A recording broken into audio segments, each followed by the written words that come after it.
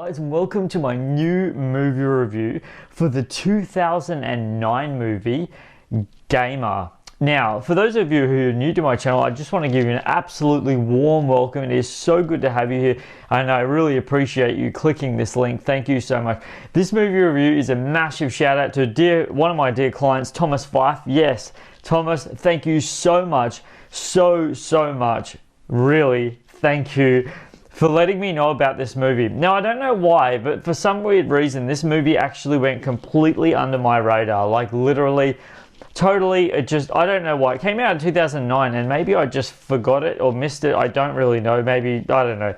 Life just did its thing, and I missed this movie completely, but I'm so ridiculously grateful that I've seen it now, because I really want to tell you about it. So, those of you who don't know, Gamer is rated MA15+. The duration of Gamer is 1 hour and 35 minutes long. Gamer is an action sci-fi thriller movie with a director of Mark Neveldine. And the cast of Gamer is, the lead actor of course is Gerard Butler, who plays a man by the name of Kable.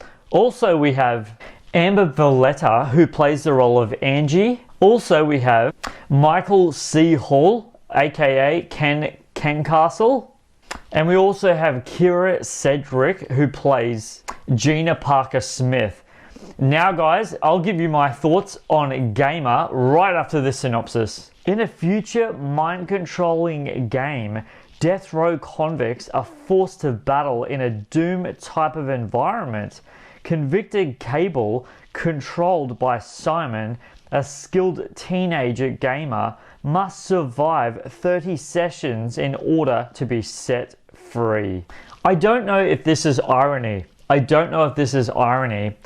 But prior to watching this movie, I was actually watching Before They Were Famous by Michael McCracken. Yeah, this guy here. I was actually watching his channel, and I'm not kidding you at all. This was just ironic. I don't know the word. I think it's ironic. But I was watching a Marilyn Manson Before They Were Famous, which is so random. I just clicked on it because I thought it was really interesting. And then as soon as I started watching Gamer, no word of a lie, literally the opening song, is the song by Marilyn Manson, Sweet Dreams, which is such an awesome song. Oh my gosh, that's such a good song. But I was blown away, literally. I was like, wow, that just happened. Like, it was just such a coincidence, like literally. I was like, wow, I did not expect that to happen at all. Anyways, on with the movie review, guys.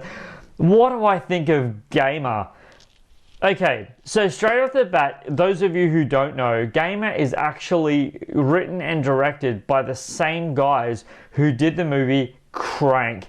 And if you haven't seen Crank, then go and see it, because it's awesome, it's intense, it's full on, it's what you want in a movie like this. But the thing is, I want to talk to you about it.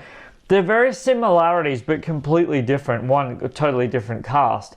But the similarities, as in, the pacing of the movie just keeps going, and it doesn't slow down. It is so well choreographed, and I mean unbelievably well choreographed.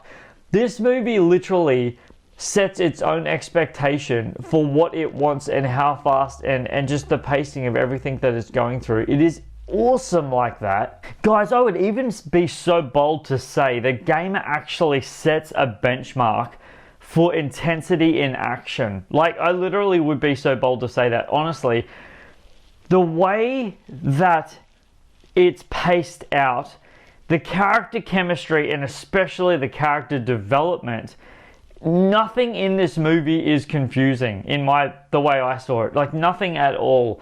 It's so hard hitting and so effective every single time. Like, it literally just goes and goes and goes. But the pacing isn't to a degree that you get overwhelmed with what's going on in every scene and sequence that happens. It is just so effective, like, honestly.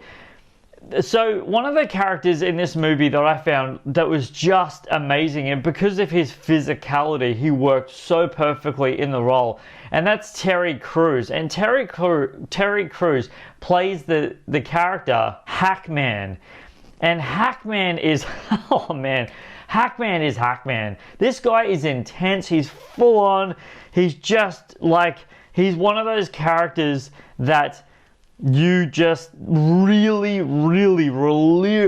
believe his on-screen presence every single time. He's just brutal. He's hardcore. He just wants one thing, and that's to just, you know, technically destroy.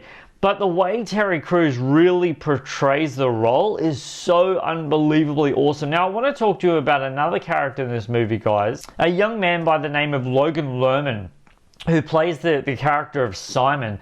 Simon, I really bought Simon. And I honestly mean that. I really bought the fact that he was super ridiculously unbelievably wealthy kid, like literally, just because of, when you see, you'll know exactly what I'm talking about, but literally pure because of the environment that they let him play in.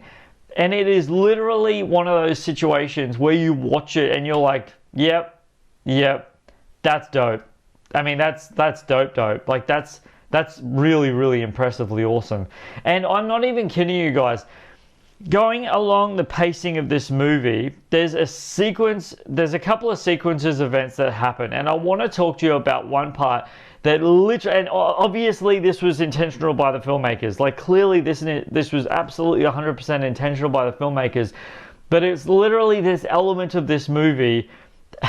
And for those of you who've been following my channel for any period of time, I don't do spoilers, guys. There's no spoilers in my movie reviews because in my personal opinion, spoilers aren't fair. Because if you want to go and watch it, go and watch it. Like if you want to get spoiled by a movie, go and watch it, or go watch a movie review that says, hey, full of spoilers. There's a person in this movie, I'm not going to name the character, I'm not going to give anything like that away because I just want you to see it for yourselves. But there is a person in this movie, a character, and he's controlling another character in the game. Like he's in the real world and he's controlling a character in the game. And the way he is situated playing the game is so grotesque. It is so grotesque. And clearly the filmmakers made it incredibly intentional for his character to be like that. But I kid you not, in any way, shape or form, guys, at all, I was like, yep, that's nasty. Especially what he does with he eats something. And what he does with, damn, just literally just thinking about it, it's like, man, that seriously brings some serious crunch to your stomach. I'm not even kidding you guys. But also a character in this, guys, that I was so ridiculously impressed by, guys, was actually the villain. Now, I haven't seen him in much because I don't watch Dexter, and this is the main character of Dexter, MichaelC.Hall, who plays Ken Castle. His character in this is so... I don't even know words to put. I was just so impressed with his character in this movie. I really was. He just brought this personality into what he was bringing and doing that I literally on several occasions was like, man, wow. Yeah, okay, wow. I really buy that. And I really did every single time. Man, I was so impressed. Really, guys. Guys, I'm not kidding you. If you haven't had the chance yourselves to go and see Gamer or buy it, seriously, I encourage you to go and buy Gamer because it is brilliant. It is so brilliant. There's scenes and sequences in this movie that just make you sit back as an audience member and just be like, yeah, hell yeah, like that's dope. Now, even there's some scenes in this movie that are so incredibly over-sexualized that you're just like, you kind of as an audience member, you're like, blah, like, you calm down, but they're doing it intentionally because these people are, you get it. It is so...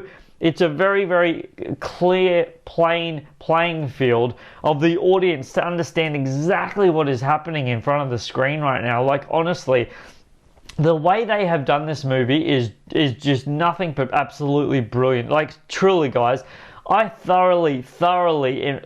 highly recommend you go and see Gamer. Truly, check it out. Go and see it. Now, does Gamer have, in my personal opinion, the core element, the essential thing in its DNA to make it go back and re-watch over and over again in days, months, years' time? Because that's what film needs in its core elements of DNA. Does Gamer have what I like to call rewatchability, guys? Does Gamer have rewatchability? And that, I say to you, my friends, in absolute spades, yes, definitely. Oh my gosh, yes, 100%. In fact, Gamer has so much rewatchability that I literally was actually, after, just like before doing this movie review, I was actually going to go back and rewatch it, literally, and I only watched it yesterday. Like, for real, that really is how impressed I was with this movie, because it has that same intensity as Crank. It's really similar film elements to Crank, like really similar film elements to it, guys. The other part of this movie that I was really impressed about, before I get onto the trivia, for those of you who have been following my channel for any period of time, you guys know I love giving you trivia, because it's, yeah, just that bit of icing on the cake. Oh, I love cake.